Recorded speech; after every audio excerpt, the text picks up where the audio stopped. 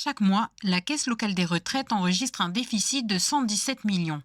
Et pour cause, le ratio entre cotisants et pensionnaires s'est réduit, de quoi rendre fragiles les comptes du régime qui font également face à des impayés de cotisations de certains employeurs publics.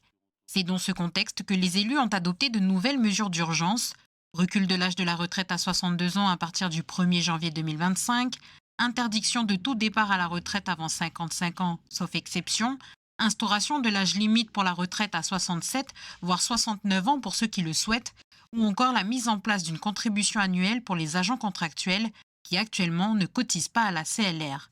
Des mesures qui ne font pas l'unanimité mais qui sont nécessaires dans le contexte de crise actuelle. On va un petit peu dans le bon sens, avec du retard, parce que ces mesures devraient être prises il y a 10 ans de ça. Mais maintenant qu'on est dans le mur, il faut bien trouver des solutions radicales, hein. On ne peut pas faire autrement. On peut se dire qu'elle est injuste dans le moment que nous vivons, mais elle est nécessaire.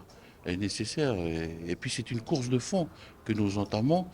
Et surtout, elle doit être qu'une étape d'une réforme globale. Évidemment, il s'agit de la Caisse locale des retraites, mais le problème des retraités de la CAFAT va se présenter rapidement et tout un tas d'autres problèmes qui sont déjà devant nous. Ce plan de mesures d'urgence pour la CLR a été adopté par l'ensemble des groupes du Congrès. Tous s'accordent sur la nécessité de trouver des solutions sur le long terme. Dans le contexte actuel, avons-nous vraiment le choix pour sécuriser la retraite de nos agents du public? C'est indispensable. Recruter massivement des fonctionnaires n'est pas non plus évidemment la solution. Certes, le nombre de cotisants augmenterait, mais le nombre de futurs pensionnés aussi. Nous ne ferions alors que transmettre le problème aux générations futures. Mais ne s'attaquer qu'à une seule partie du problème ne réglerait pas la situation. Il faut évidemment traiter la problématique structurelle tout autant que la problématique conjoncturelle. Un avis partagé par le groupe uni qui appelle à la recherche de solutions pérennes. Limiter le recrutement des contractuels dans la fonction publique, par exemple, ou veiller à ce que les fonctionnaires ne partent pas tous en masse et au même moment ces prochains mois.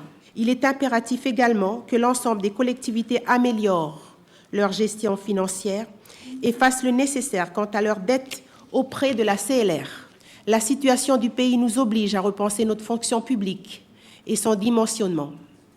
La réflexion sur une caisse unique de régime de retraite pour le pays est nécessaire, tout comme celle de la fiscalisation des cotisations sociales, qui sont déjà des sujets d'actualité.